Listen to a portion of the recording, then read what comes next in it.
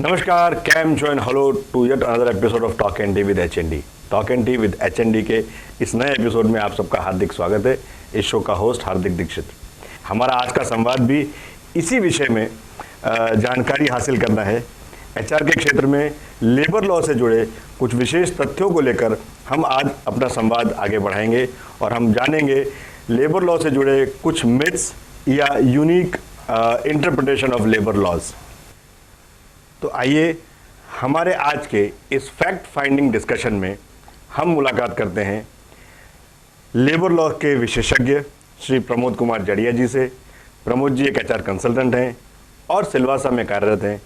तो आइए हम जानते हैं मिथ्स ऑफ लेबर लॉज या unique interpretation of labour laws, जो कि हमारे आज के इस संवाद का विषय भी है। प्रमोद जी, आपका इस show talk and tea with HND में हार्दिक स्वागत है। धन्यवाद हार्दिक जी, मुझे काफ़ी अच्छा लग रहा है इस टॉक शो में भाग लेके। खास करके लेबर लॉज के बारे में लोगों में बहुत सारी भ्रांतियां हैं और मेरी कोशिश होगी कि आज आपके इस शो के माध्यम से उनमें से कुछ भ्रांतियों को मैं दूर कर सकूं। Factories act, minimum wages act, bonus, over time, इसके ऊपर हम चर्चा किया अभी हमने। ऐसा ही एक और मुद्दा है प्रोविडेंट भविष्य निधि, और उससे संबंधित भी कई मसले आमतौर पर इंडस्ट्रीज में आते हैं सामने। पीएफ अकाउंट में पैसा है, बैलेंस है, नहीं है, एम्प्लॉय से रिलेटेड इश्यूज हैं और एम्प्लॉयर के भी अपने इश्यूज हैं।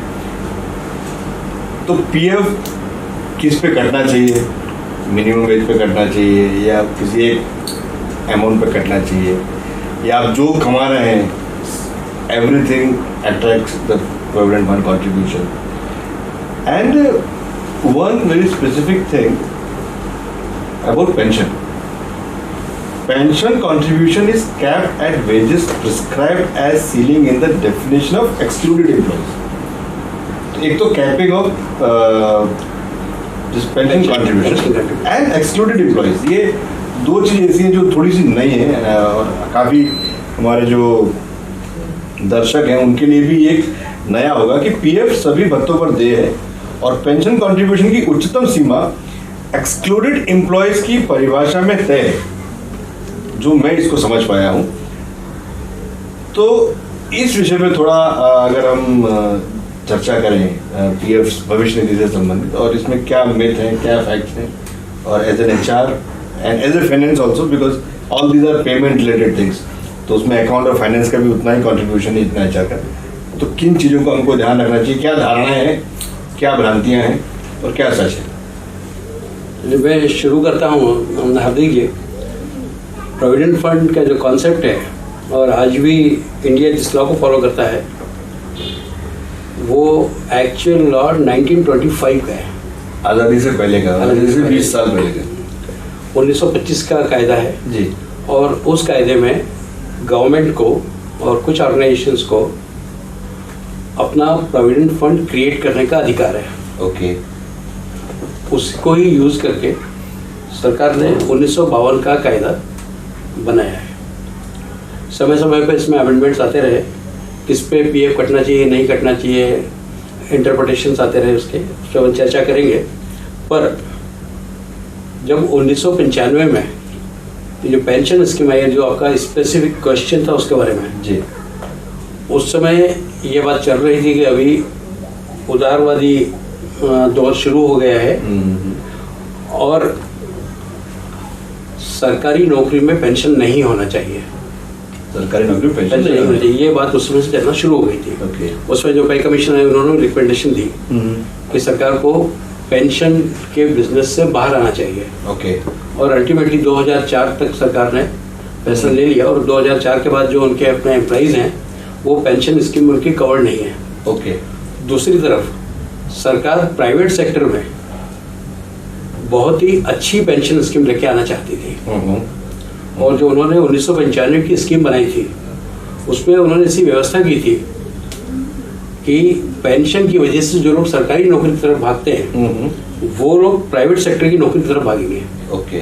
तो इसमें उनका भविष्य ओल्ड एज ज़्यादा सिक्योर्ड होगी, ये उनका उसमें विचार था। Social security was the basic idea of social security, strong social security होगी प्राइवेट सेक्टर के एम्प्लॉइज के लिए अदर देन दी गवर्नमेंट एम्प्लॉइज। ये उनका आइडिया था, लेकिन बाद में उससे बहुत सारे चीज़ें आई गई, नहीं हो पाया वो। अभी हम लोग बात शुरू करते हैं प्रोविडेंट फंड के कॉन्सेप्ट के बारे में। मैंने बताया 1925 का जो कानून है उसमें सरकारों का अधिकार है कि वो फंड क्रिएट करें, उसमें फंड क्रिएट हुआ। लेकिन ये भी मिनिमम वेजेस जैसा है, सभी एस्टेब्लिशमेंट पर लागू नहीं होता। इसके अंदर भी शेड्यूल है।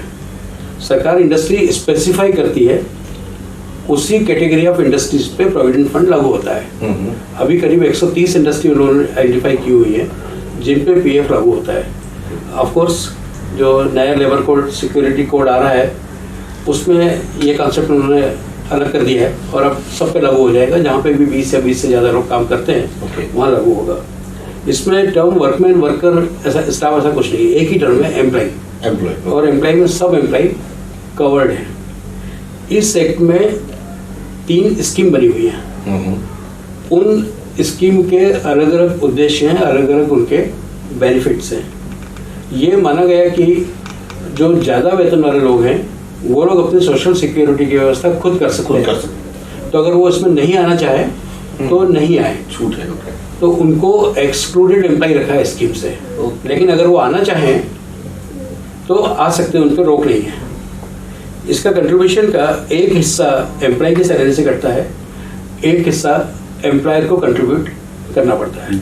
इस पे जो विवाद का विषय ये होता है कि प्रोविडेंट फंड किस राशि पे दिया जाए।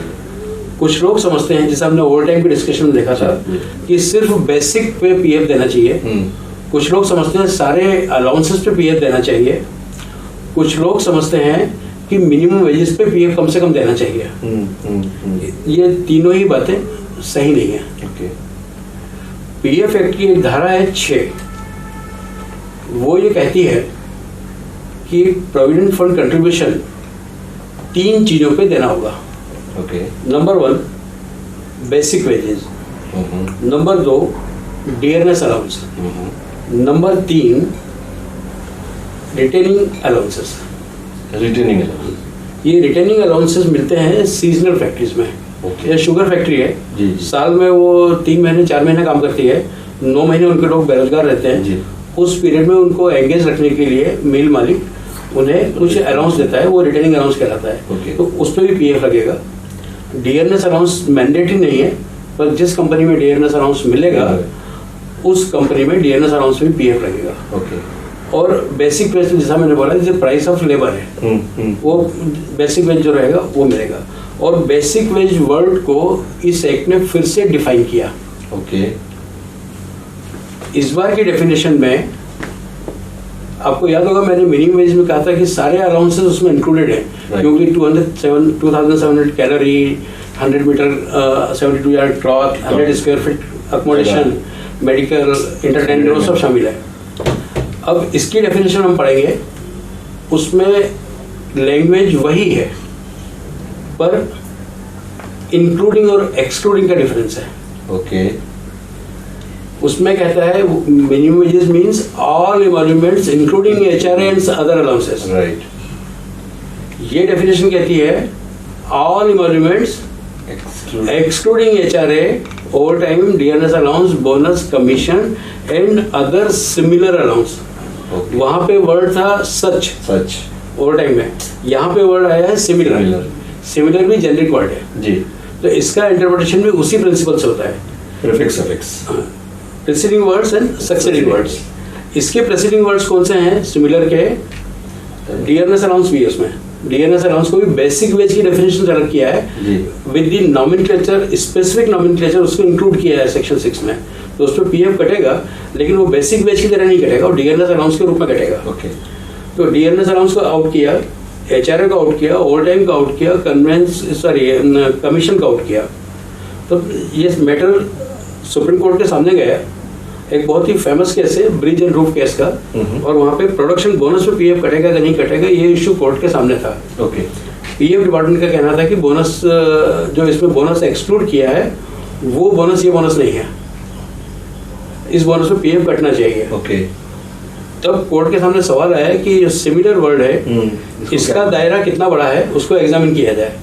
सबसे पहले कोर्ट ने अपने आप से एक सवाल किया कि पार्लियामेंट ने इसको डीएनएस अलाउंस को स्पेसिफिक इंक्लूड किया और बेसिक वेज से अलग किया, वो क्यों किया? तो उनको ये जवाब मिला, जो उनको आंसर समझ में आया, मोस्ट रीजनेबल आंसर, पार्लियामेंट ये कहना चाहती है कि डीएनएस अलाउंस जैसा अलाउंस बेसिक वेज में शामिल नहीं करना है, लेकिन डीएनएस को ऐसे स्पेशल केस में शामिल किया है। Okay this is the meaning of why it is been excluded. Right. Then यहाँ पे एक्सक्लूड क्यों किया? तो उन्होंने सबसे पहले एचआरए को एग्जामिन किया कि अगर एचआरए पे पीएफ काटा जाएगा तो जिन लोगों को कंपनी ने अकोमोडेशन दी हुई है उनको पीएफ का नुकसान होगा। करेक्ट। कुछ कंपनियां एचआरए देती हैं, कुछ कंपनियां नहीं देती हैं। एक कंपनी के अंदर कुछ को एचआरए मिलता है, कुछ को नहीं मिलता है, तो ये डिस्क्रिमिनेशन हो जाएगा। और यही चीज सही थी बोनस के बारे में। उस समय बोनस का लॉ नहीं था 1952 में। Bonus was as per the agreements. Bonus भी कुछ कंपनी में मिलेगा, कुछ में नहीं मिलेगा, अलग अलग रेट्स हैं, तो इसलिए पार्लियामेंट ने बोनस को इससे आउट रखा है। आगे चले कमीशन मिलता है नॉर्मली सेल्स स्टाफ को, जितना आप सेल करोगे उस पर कमीशन मिलेगा। ओवर टाइम जो एक्स्ट्रा वर्क करेगा उसी को मिलेगा। तो then supreme court came to a principle कि पार्लियामेंट ये कहना चाहती है कि जो चीजें बेसिक जैसी हैं उन पे मिलेगा, जो इन चार चीजों के सिमिलर है उन पे नहीं मिलेगा। इन चार चीजों कॉमन क्या है कि ये एक इंडस्ट्री में सबको मिलनी चाहिए या उस एस्टेब्लिशमेंट में सबको मिलती है, तो इसको यूनिवर्सल और यूनिफॉर्म पेमेंट माना जाएगा और ये बेसिक वेज जैसा हो जाएगा। यहाँ परक्विजिट्स का इशू नहीं है। राइट। यहाँ पे इशू है कि इसकी सिमिलरिटी इन चारों से है कि नहीं, सबको मिलता है कि नहीं मिलता है। तो वो बहुत ही फेमस प्रिंसिपल है सुप्रीम कोर्ट का, principle of uniformity universality. Okay. जो अलाउंसेस यूनिफॉर्म है, यूनिवर्सल हैं, उन पे पीएफ कटेगा, उनको बेसिक वेज माना जाएगा। तो ये धारणा 1962 में जजमेंट आया था, तब से चीज चली आ रही थी। बीच में जजमेंट्स आते गए, सुप्रीम कोर्ट इंटरप्रिटेशन देते गए और अपनी उसी बात पे सुप्रीम कोर्ट को बार बार दृढ़ रहे हो। राइट। रिसेंटली फरवरी 19 में जी एक जजमेंट आया जो बहुत प्रसिद्ध है, विवेकानंद विद्या मंदिर केस। उस केस के बारे में लोगों को बहुत सारी गलत धारणा हो गई। उस केस के बाद लोग ऐसा कहने लग गए कि आप चाहे जिस नाम पे अलाउंस दो, सब अलाउंस पे पीएफ कटेगा। उस केस का बैकग्राउंड ये था, वो केस शुरू हुआ था सूर्या रोशनी नाम की कंपनी से। ओके। उनका ग्वालियर में एक प्लांट है। पीएफ इंस्पेक्टर उनके आता है और आके कहता है कि अपना कन्वेंस अलाउंस आप मैनेजिंग डायरेक्टर को भी दे रहे हो, सिक्योरिटी गार्ड को भी दे रहे हो, पूरी इंडस्ट्री में सबको मिल रहा है, इस पे आप पीएफ दीजिए। उन्होंने डिनाई किया कि इस पे पीएफ नहीं लगेगा। इंस्पेक्टर ने उनके खिलाफ क्लैम केस लगाया। उनकी अपनी 7A की जो कोर्ट होती है पीएफ डिपार्टमेंट की, 7A में कंपनी केस हार गई, हाई कोर्ट में कंपनी केस हार गई, मैटर सुप्रीम कोर्ट में गया और सुप्रीम कोर्ट ने वहाँ पे एग्जामिन किया। और ये जो वर्डिक्ट, इसको लोग थोड़ा गलत समझते हैं, मतलब वर्डिक्ट गलत नहीं है, वर्डिक्ट के जो अर्थ लगा रहे हैं वो भ्रांतिपूर्ण है। उसको जब उन्होंने उसका अर्थ लोगों ने ये लगाया कि सुप्रीम कोर्ट ने ये कह दिया कि सारे अलाउंसेस पे पीएफ लगेगा, जबकि सुप्रीम कोर्ट ने उसमें स्पष्ट रूप से जो उसका आखिरी ऑपरेटिव पैराग्राफ है, पैराग्राफ 14 में सुप्रीम कोर्ट स्पष्ट रूप से कहती है कि रूफ एंड ब्रिज का जो केस था उसमें जो बातें हमने कही बातें सब सही है, हम उसी पे चल रहे हैं, परंतु ये सब अलाउंसेस वास्तविक अलाउंसेस होने चाहिए। अब सैलरी एडजस्टमेंट करने के लिए एक हेड बना के उनका जो इंटेंशन है, जो उसका मीनिंग इंटरप्रिटेशन है, वो ये है कि ये सब शाम अलाउंसेस नहीं होना चाहिए, बनावटी कृत्रिम अलाउंस नहीं होना चाहिए। कृत्रिम अलाउंस कैसे होते हैं, ये जो मैं बोल रहा हूँ सुप्रीम कोर्ट के जजमेंट का पार्ट नहीं, उसका इंटरप्रिटेशन है। कृत्रिम अलाउंस कौन से होते हैं, कंपनी ने उसको अकोमोडेशन भी दे रखी है और एचआरए भी दे रखा ताकि इनकम टैक्स बेनिफिट मिल जाए। कन्वेंस का भी यही हाल था। सारे अलाउंसेस को वो हम एक CTC वर्ड डिसाइड करते हैं और फिर उसके बाद कंपोनेंट इन्वेंट करते हैं किस कंपोनेंट में क्या जाएगा। वो तरीका गलत है।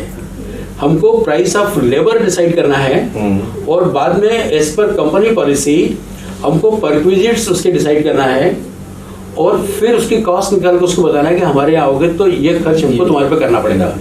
हम लोग उल्टा करते हैं, पहले पूछते हैं वहाँ CTC कितनी है, सर वहाँ 3 लाख, हमारे यहाँ 325 मिलेगा, 50% बेसिक है, 20% ये, 20% ये तरीका बनावटी है। सुप्रीम कोर्ट ने उस पर ऑब्जेक्शन किया है। सुप्रीम कोर्ट ने ये कभी नहीं कहा है कि सभी अलाउंसेस हर केस में PF में आ जाएंगे या बेसिक वेज माने जाएंगे। तो ये मेरा कहना है। अब सवाल रहेगा मिनिमम वेज का कि क्या मिनिमम वेज पे PF देना जरूरी है। इस बारे में बहुत ज़्यादा गलत फहमियाँ हैं। मिनिमम वेजेस एक्ट में कहीं लिखा हुआ नहीं है कि आपको मिनिमम वेज पे PF काटना पड़ेगा। PF एक्ट में भी कुछ लिखा हुआ नहीं है कि मिनिमम वेजेस पे PF काटना पड़ेगा। PF एक्ट में 2 ही सेक्शन है, सेक्शन 6 है और 2B है, जो कहता है 3 चीज़ें PF कटेगा और ये जो बेसिक वेज वाला जो कॉन्सेप्ट मैंने बताया सेक्शन 2B, इस पे PF कटेगा। अब 2011 की बात है शायद ये, PF डिपार्टमेंट में किसी ने उनको एडवाइस किया होगा, उन्होंने सर्कुलर इशू कर दिया कि जब पूरे देश के अंदर मिनिमम वेज से कम पेमेंट नहीं हो सकता है और PF वेजेस पे कटना है तो मिनिमम वेज से कम पे PF कैसे कटेगा। इसलिए उन्होंने अपने ऑफिसर से कहा कि आप जाकर इन्फोर्स करो इसको, कोई अमेंडमेंट नहीं है, इसी डेफिनेशन के हिसाब से जाओ। उन लोगों ने वो केस बनाना शुरू किया। विद इन 6 मंथ हिंदुस्तान की 2 हाई कोर्ट ने उनके उस ऑर्डर को स्टे दे दिया। दिल्ली की थी और एक आंध्रा की थी। दोनों हाई कोर्ट ने बोला कि ये ऑर्डर ऑपरेट नहीं हो सकता है, इस पर हम लोग सुनवाई करेंगे। वो सुनवाई चालू थी। इसी बीच में हरियाणा के लेबर कमिश्नर ने मिनिमम वेजेस नोटिफिकेशन निकाला। वो उसमें नीचे जो कंडीशन लिखी रहती हैं उसमें एक कंडीशन डाल दी, employer will not split it into the allowances. Ultimately meaning same हो गया उसका कि मिनिमम वेज से कम आप बेसिक नहीं रख सकते। Faridabad industry association they went to supreme court और सुप्रीम कोर्ट से वो जजमेंट एसोसिएशन के फेवर में आया और गवर्नमेंट के नोटिफिकेशन से उतना हिस्सा निकाल दिया गया। तो अभी मैटर सेटल्ड हो चुका है। मिनिमम वेजेस एक्ट क्या स्प्लिट होगा, क्या कंपोनेंट्स होंगे, वो एम्प्लॉयर और एम्प्लॉई ही डिसाइड करेंगे। कोई थर्ड पार्टी डिक्टेट नहीं कर सकती कि आपको इतना बेसिक रखना पड़ेगा, इतना अलाउंसेस रखना पड़ेंगे। इसकी वजह से मिनिमम वेज का इससे कोई संबंध नहीं है। अब यहाँ पे एक प्रश्न आता है कि अगर कोई गाइडलाइंस नहीं है, मिनिमम वेजेस भी इस पर बाइंडिंग नहीं है, तो क्या मैं 1 रुपया बेसिक रख सकता हूँ। सपोज मेरा 400 रुपये की मेरी पर डे सैलरी है, तो मैं उस पर 1 रुपया बेसिक और 399 रुपये HRA रख सकता हूँ क्या मैं? मेरा एम्प्लॉय दोनों एग्रीड है। हाँ, मुझे 400 मिल रहा है, मुझे कोई दिक्कत नहीं है। आप 400 एम्प्लॉय बोलता है मेरे को नहीं चाहिए सोशल सिक्योरिटी, मेरे को तत्काल जरूरत है पैसे की, अब मुझे पूरा दो। लेकिन ऐसा नहीं कर सकते। 7A की प्रोसीडिंग्स में PF कमिश्नर्स के पावर्स को एग्जामिन करते हुए सुप्रीम कोर्ट ने कहा कि कमिश्नर को अधिकार है कि वो इन प्रश्नों के पीछे छिपी हुई सच्चाई को पता लगाए कि क्या ये प्रैक्टिकल है, ये उचित और जो प्रचलित है उन दोनों मापदंडों पे खरा उतरना चाहिए। उचित और प्रचलित को फिर से परिभाषित किया। उचित और प्रचलित वो होगा, वो प्रैक्टिस मानी जाएगी जो उस इंडस्ट्री में अक्रॉस द कंट्री ज़्यादा लोग फॉलो करते हैं या उस क्षेत्र में जहाँ पे कि इंडस्ट्री लगी हुई है वहाँ पे फॉलो होती है।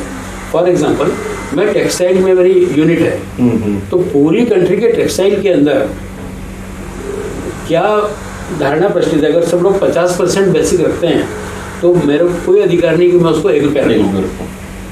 अगर मैं सिलवासा में लोकेटेड हूँ और सिलवासा में मेरी अकेली इंडस्ट्री में 1 रुपया और बाकी इंडस्ट्री के अंदर 50% की धारणा है, तो वो मैं उचित और प्रचलित के मापदंडों पे खरा नहीं उतरता हूँ। तो वो उतना अधिकार कमिश्नर के पास में अभी भी है। लेकिन जो एम्प्लॉयर इसको प्रॉपर व्यवस्थित करके अपना बेसिक और अलाउंसेस निर्धारित करते हैं वो लोग अपनी आगे की समस्याओं को दूर रखते हैं। और मेरी जो व्यक्तिगत विचार जो मैं अपने क्लाइंट्स के लिए, एसोसिएशन के लिए, ट्रेनिंग प्रोग्राम्स में हमेशा कहता रहा हूँ कि बेसिक वेज कम से कम ग्रॉस वेज से 50% से कम मत रखो। और मुझे बहुत खुशी है आपको बताते हुए, आपके दर्शकों को बताते हुए कि जो नई कोड आ रही है उसमें भी उन्होंने उस कॉन्सेप्ट को फॉलो किया है। उन्होंने बोला कि सारे बेसिक वेज और अलाउंस मिला के जो अमाउंट होगा उसका जो बेसिक वेज और जो अलाउंसेस बेसिक वेज की तरह माने जाएंगे वो 50% से कम नहीं होना चाहिए। राइट। तो अभी भी सरकार और पार्लियामेंट ये चाह रही है कि उनको एम्प्लॉइज को अपना भविष्य की भी चिंता करना है और वर्तमान की भी करना है। तो इसलिए पीएफ का जब भी निर्धारित करें तो बहुत सोच समझ के करें। मैं जस्ट संक्षिप्त में शेयर करता हूँ मेरा experience working with Reliance. Reliance में हमारे यहाँ बहुत ही अच्छा सुंदर तरीका था। ये तो विवेकानंद विद्या मंदिर केस अब आया है, लेकिन जब मैंने रिलायंस ज्वाइन किया तो उन्होंने मेरे को एक एक्सेल शीट दी और कहा कि नीचे जो सीटीसी आप जो भी भरते जाएंगे, जो अलाउंसेस बेसिक आपको चाहिए आप खुद डिसाइड कर लो। और हमारी पॉलिसी लिखी हुई है, बेसिक हमारा 40% से कम नहीं होगा, 60 से ज़्यादा नहीं होगा। HRA अगर आपका घर का मकान है नहीं मिलेगा, कंपनी अकोमोडेशन नहीं मिलेगा, आप खुद किराए से लेते हैं तो 10% से कम नहीं होगा, 40 से ज़्यादा नहीं होगा। वो सारे क्राइटेरिया उन्होंने लिख रखे हैं। और मुझसे बोला आप अपनी रिक्वायरमेंट के हिसाब से अपने अलाउंसेस प्रपोज करिए और जब आप लिखते जाएंगे तो नीचे आपको CTC मिलता जाएगा। ओके। तो आप अपनी रिक्वायरमेंट से करिए उसको। रिलायंस में मैंने मिलकर अपना वेजेस का पैटर्न डिसाइड किया। वो पैटर्न विवेकानंद विद्या मंदिर के केस पे 100% खरा उतरता है, क्योंकि हमारे अलाउंसेस बोनाफाइड थे। मेरी रिक्वायरमेंट थी कि मैं घर के घर में रहता हूँ और मैं 8,000 रुपये किराया देता हूँ, तो मुझे 8,000 रुपये का HRA मिलना चाहिए। मैं उसकी रसीद भी दस्तखत को मैं रियल दे रहा हूँ। मैं एक कार मेंटेन करता हूँ, मेरा महीने भर का जो पेट्रोल खर्च है उस वक्त 2,500 रुपये आता है, तो मेरा कम से कम 2,500 का कन्वेंस मैं लेना चाहता हूँ। तो वो तरीके से अगर आज भी एम्प्लॉयर करेंगे, हम लोग अपने क्लाइंट्स को शीट देते हैं अभी भी और उनको बोलते हैं कि ये शीट अपने एम्प्लॉई से भरवा लीजिए। अगर एम्प्लॉई अनपढ़ है या वो समझ नहीं पा रहा है, आप मदद करिए और एम्प्लॉई के सिग्नेचर लीजिए कि ये उसकी रिक्वायरमेंट्स हैं। ये आपका कागज़ साबित करता है कि आपके अलाउंसेस बोगस नहीं है, आपके अलाउंसेस शाम नहीं है, फ्रॉडलेंट नहीं है। आप सुप्रीम कोर्ट के विवेकानंद विद्या मंदिर के केस से बाहर हैं। तो इस प्रकार से वेजेस अपने को तय करना चाहिए। तो उचित और प्रचलित ये दो शब्द हैं जिसका यहाँ खास महत्व है। इस पर जब हम इस प्रोविडेंट फंड या भविष्य निधि के बारे में बात कर रहे हैं, जो भी प्रैक्टिसेस हैं हमारे एरिया में वो हमारे एरिया के, हमारे इंडस्ट्रियल जोन के अनुरूप है और व्यापक तौर पर देश में सारी कंपनीज में अक्रॉस द सेक्टर जो भी चीज़ें प्रचलित हैं हम उसके अनुरूप अगर हम काम कर रहे हैं तो हम इस उचित और प्रचलित के बीच में हैं। लेकिन जहाँ तक पीएफ डिडक्शन का सवाल है उसके ऊपर काफ़ी लंबा एलेबोरेशन सर ने दिया है, जो हमारे दर्शक जरूर लाभान्वित होंगे इससे। और ये भी एक अच्छा सुझाव है कि अगर हम अपने कर्मचारियों को ये सुनिश्चित करने दें कि उनको उनकी आय किस प्रकार से चाहिए, तो काफ़ी सारी लीगल एस्पेक्ट से या काफ़ी लिटिगेशन से कंपनियां भी बच सकती हैं और एम्प्लॉयज़ को भी इसमें किसी प्रकार की दिक्कत नहीं होगी। ऐसा प्रारंभिक तौर पर अभी जब हम ये चर्चा कर रहे हैं तो आपको शायद ये समझ में आना चाहिए कि इस प्रकार की संभावनाएं भी हैं। और सर ने एक अच्छी कंपनी का नाम दिया और उसके ऊपर ही उन्होंने अपना अनुभव हमको बताया। तो अच्छी जगह पे अच्छी चीज़ें अगर प्रचलित हैं तो उसको उचित भी है और प्रचलित भी है और उसका अनुकरण करना चाहिए। उसमें कोई गलती या कुछ कानून से हटकर काम करने वाली बात नहीं होगी। हार्दिक भाई, एक आपका आंसर छूट गया इस क्वेश्चन में। आपने मुझसे पूछा था पेंशन स्कीम के बारे में। जी जी जी, यस, मैंने शुरू में मेंशन किया था कि पेंशन स्कीम गवर्नमेंट की पेंशन स्कीम से भी बेहतर बनाने के उद्देश्य से लाई गई थी वो। लेकिन लोगों में और पीएफ डिपार्टमेंट में खुद में ऐसी धारणा थी कि ये पेंशन स्कीम में मैक्सिमम कंट्रीब्यूशन जो एक्सक्लूडेड एम्प्लॉय की वेजेस एक्ट में दिए गए हैं उससे ज़्यादा नहीं जाएगा। जबकि उसका जो पैराग्राफ था 11, उसके नीचे एक प्रोविजो था। उस प्रोविजो में लॉ मेकर ने बहुत ही स्पष्ट रूप से लिखा था कि जो भी एम्प्लॉई अपने पूरे कंट्रीब्यूशन पे, जो एक्सक्लूडेड एम्प्लॉय की कंट्रीब्यूशन से ज़्यादा हो सकता है, उस पे अगर पेंशन फंड में कंट्रीब्यूट करेंगे तो उनकी पेंशन भी उस कंट्रीब्यूटिंग जो वेज लेवल है उससे कैलकुलेट होगी। जैसे पेंशन कैलकुलेट होती है जी, पेंशन का सिंपल फार्मूला है pensionable wage include pension into pensionable service divided by 70 इसलिए लिया कि 35 इयर्स की सर्विस पे 50% पेंशन मिल गया। ये गवर्नमेंट का सिस्टम था पहले। जी जी 70 वहां से लिया इन्होंने। ओके। पेंशनेबल सर्विस ये है कि जितने साल आपका पेंशन का कंट्रीब्यूशन गया है। पेंशनेबल वेज ये पैराग्राफ 11 में डिफाइन किया है। तो उसमें उन्होंने बोला कि एम्प्लॉयर का जो 12% कंट्रीब्यूशन है उसमें से 8.33% contribution will go to the pension fund. अब पीएफ डिपार्टमेंट ने सुओ मोटो अपनी मर्जी से उसको रेस्ट्रिक्ट कर दिया। Maximum ceiling provided for the purpose of excluded employee, okay, जो मेन पैराग्राफ में लिखी हुई थी। जी जी प्रोविजन को इग्नोर कर दिया उन्होंने। तो अगर मेरी आज जैसे 15,000 रुपए की लिमिट है और मेरी बेसिक 22,000 रुपए है, 22,000 में मेरा पीएफ 12% एम्प्लॉयर कंट्रीब्यूट कर रहा है, तो पीएफ डिपार्टमेंट सिर्फ 15,000 पे ही मेरा कंट्रीब्यूशन पेंशन के लिए एक्सेप्ट कर रहा था। Right right right. जबकि करना चाहिए था 22,000 पे। I think Hyderabad airport authority में एक मिस्टर आरसी गुप्ता हुआ करते थे जी। 2004 में वो रिटायर हो गए। रिटायरमेंट के बाद उनको जो उनका कंट्रीब्यूशन था पीएफ का, उसके हिसाब से उनकी पेंशन का मैटर आया जी। और पेंशन उनकी ये रेस्ट्रिक्टेड वेजेस पे डिसाइड की गई। ओके। और बाकी अमाउंट उनको पीएफ के रूप में वापस कर दिया गया। ओके। उनका मैटर सुप्रीम कोर्ट तक गया। ये 2006 की बात है, 3 नहीं 2006 की बात है। ये मैटर सुप्रीम कोर्ट तक गया। सुप्रीम कोर्ट ने कहा कि ये जो प्रोविजन लिखा हुआ है ये प्रोविजन में सबको अधिकार है और अगर एम्प्लॉय चाहता है तो कंट्रीब्यूशन पीएफ पास जा चुका है तो उनको एक अकाउंट से दूसरा अकाउंट में ट्रांसफर करना है, तो ट्रांसफर करें और इनकी पेंशन एम्प्लॉयर का जो पूरा कंट्रीब्यूशन है उसको ध्यान में रख के फिर से तय करें। तो उस समय 3,500 कुछ हुआ करती थी लिमिट, उससे कैलकुलेट किया गया था तो काफ़ी कम थी जी। उसके बाद इनके जो एक्चुअल अमाउंट था उससे कैलकुलेट हुआ और इनसे कहा गया कि आपने जो पीएफ का अमाउंट आपको ज़्यादा मिल गया है उसको इंटरेस्ट के साथ में पीएफ को वापस कर दो। और साथ में पीएफ डिपार्टमेंट को डायरेक्शन दिया गया कि आप इनकी हायर पेंशन कैलकुलेट करें, जितना अमाउंट इनको ज़्यादा गया है वो उसमें से इंटरेस्ट के साथ काट लें ओके। और आगे की पेंशन बढ़ी हुई देना शुरू कर दें। तो आरसी गुप्ता जी को वो बढ़ी हुई पेंशन मिलना शुरू हो गई। उनको 1 रुपया भी वापस नहीं करना पड़ा, उल्टा उनको एरियर मिला पेंशन का। ओके।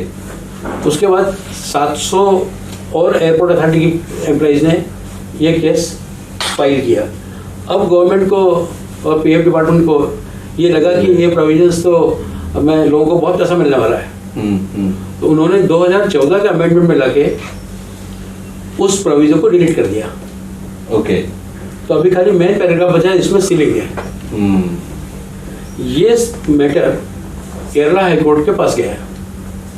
केरला हाईकोर्ट ने गवर्नमेंट की इस ऑर्डर को कैश कर दिया। बोले आपको अधिकार नहीं है डिलीट करने का, पब्लिक पॉलिसी के अगेंस्ट में ज़्यादा से ज़्यादा लोग सोशल सिक्योरिटी में आने चाहिए और कोई लॉजिक नहीं है इसको डिलीट करने का। पीएफ डिपार्टमेंट केरला हाईकोर्ट के ऑर्डर के अगेंस्ट में सुप्रीम कोर्ट के सामने गया। सुप्रीम कोर्ट ने कहा कि आप हमारे यहाँ देरी से आए, अपील का टाइम निकल चुका है ओके। और नहीं सुनी जाएगी। उन्होंने रिव्यू पिटीशन लगाई। रिव्यू पिटीशन में सुप्रीम कोर्ट ने खारिज कर दी। केरला हाईकोर्ट का जजमेंट अपील रहेगा। अब देरी से आए, जो हमने पहले ऑर्डर पास किया था वो सही है, वो नहीं खुलेगा। ओके। तो केरला हाईकोर्ट के जजमेंट के हिसाब से वो प्रोविजन वापस ऑपरेटिव हो गया। ओके। और वो आज भी वो प्रोविजन सबको वो अवेलेबल है। तो नए केसेस में ये प्रोविजन अवेलेबल है, नहीं पुराने में भी एप्लीकेबल है। ओके। इसके बाद वापस पीएफ डिपार्टमेंट तीसरी बार सुप्रीम कोर्ट के पास गया, हमारे पास पैसा नहीं देने के लिए, ये बात लेके गए थे। सुप्रीम कोर्ट ने बात सुनी नहीं। ये फिर दूसरे इशू पे गए कि ये जो प्रोविजो है, ये प्रोविजो कोई टाइम लिमिट फिक्स नहीं करता ऑप्शन देने की। तो इसको हमने जो सर्कुलर निकाला है कि 6 महीने में जिसको ऑप्शन देना है दे दो, उसके बाद ऑप्शन नहीं दे सकते, तो वो सही है। तो सुप्रीम कोर्ट अब सिर्फ उस प्रश्न पे विचार कर रहा है ओके, कि ऑप्शन देने का पीरियड होना चाहिए या नहीं होना चाहिए। पहले सुप्रीम कोर्ट ने कहा कि कोई पीरियड की जरूरत नहीं है, ये ओपन है, आपको फंड एक अकाउंट से दूसरे अकाउंट में ट्रांसफर करना है। तो अब ये लोग बोल रहे हैं हमारा पेंशन फंड अलग है, पीएफ अलग है, इसलिए वहाँ पे 6 महीने की टाइम लिमिट होना चाहिए। उतना सा प्रश्न भी सुप्रीम कोर्ट के सामने है। सुप्रीम कोर्ट ने अब ये कहा कि हमारे से पहले वाली बेंच ने ये कहा कि टाइम लिमिट की जरूरत नहीं है। और हमको ऐसा लगता है कि पीएफ डिपार्टमेंट ने जो केस बनाया है उसमें कुछ दम है, लेकिन इस प्रश्न को लार्जर बेंच के सामने जाना चाहिए, क्योंकि वो भी 3 जजेस की बेंच थी, ये भी 3 जजेस की बेंच है, तो बड़ी बेंच के सामने जाना चाहिए और उस बेंच को डिसाइड करना चाहिए कि ये टाइम लिमिट मिलना चाहिए या नहीं मिलना चाहिए। तो वहाँ पे अभी ये रुका हुआ। अगर वो टाइम लिमिट नहीं मिलती है तो कोई एम्प्लॉय कभी भी रिटायर हुआ है वो ऑप्शन दे सकता है। कोई एम्प्लॉय जब भी उसकी सैलरी बढ़ी उसका ऑप्शन दे सकता है। और उस पर जो पेंशन का अमाउंट आता है काफ़ी बड़ा आता है। जब ये पेंशन स्कीम आई थी, मैंने एक यंग इंजीनियर के कैलकुलेट किया था कि हम जब जीईटी को 4,000 रुपये महीने दिया करते थे, वो जीईटी जब रिटायर होगा 58 साल की एज में तो उसको कितने लाख की पेंशन मिलेगी। ओके, तो ये स्कीम बेहतर है। और जहाँ तक सरकार का ये कहना है, पीएफ डिपार्टमेंट का कहना है कि इसके लिए बजट नहीं है।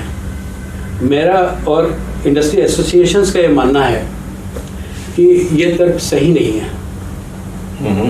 पैसा है, बजट भी है? नहीं, बजट इसका नहीं है, लेकिन सरकार इतने साल तक सरकारी कर्मचारियों को पेंशन देती रही है, वो बजटरी सपोर्ट से ही देती रही है। तो इसके लिए भी बजटरी सपोर्ट लिया जा सकता है और इससे किसी भी प्रकार की महंगाई बढ़ने की संभावना नहीं है, क्योंकि ये पैसा जा रहा है ओल्ड एज लोगों के पास में। तो ये पैसा वापस मार्केट में खर्च होने वाला है। जब खर्च होगा तो प्रोडक्शन के रिक्वायरमेंट बढ़ेंगे, मार्केट बढ़ेंगे और सरकार को टैक्स के रूप में वापस पैसा आ जाने वाला है। तो इसलिए उसमें कोई रुकावट आनी नहीं चाहिए। और अभी तो वो इशू रह भी नहीं गया, अब तो इशू खाली टाइम लिमिट का रह गया है।